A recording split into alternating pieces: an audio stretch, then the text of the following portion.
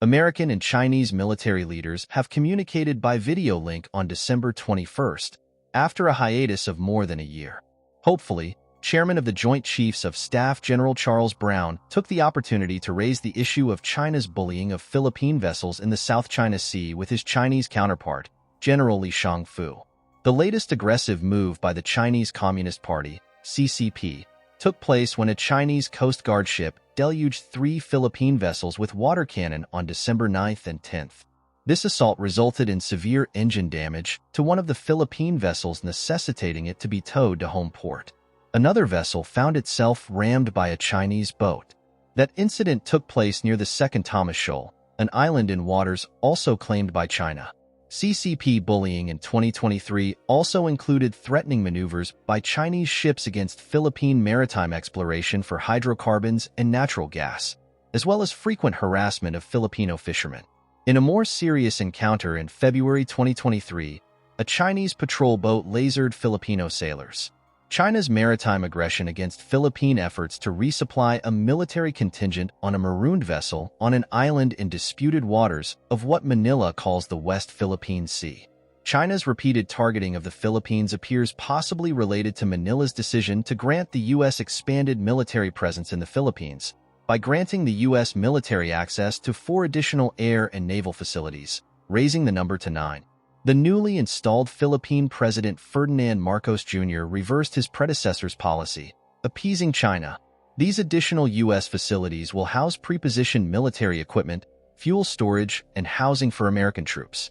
The bases include Lalo Airport and Camilo Osius Naval Base in Cagayan Province and Camp Melchor in Isabela Province. For sure, it is not lost on the Chinese Communist regime that these 3 new U.S. bases are close to Taiwan. The 4th base is on Palawan Island, near Philippines' exclusive economic zone, EEZ, which according to the United Nations is 200 nautical miles off the coast of nation-states. The Chinese game plan seems crafted to test the resolve of the U.S. commitment to defend Philippine sovereignty.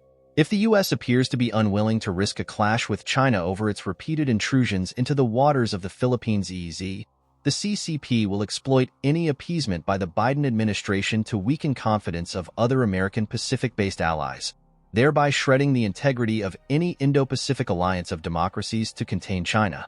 Chinese President Xi Jinping is probably testing the vitality of the U.S. pledge to defend Philippine interests in light of similar Biden administration promises to defend Taiwan. A failure of the U.S. political and military leaders to mount a robust defense of Philippine sovereignty will doubtless increase the likelihood of a Chinese decision to invade or blockade Taiwan. The U.S. should immediately deploy armed escorts to accompany Philippine vessels the next time our ally needs to resupply Filipino Marines in waters claimed by China. Despite communist Chinese media ridiculing the President Marcos's decision to challenge China's exorbitant claims to roughly 85% of the South China Sea, the Philippine president took the significant step of seeking an alliance with its World War II enemy Japan for an expanded defense treaty during his December 16th to 18th visit to Tokyo. Reportedly, Marcos is also asking France to increase defense ties. China appears equally determined to continue this game of chicken on the high seas.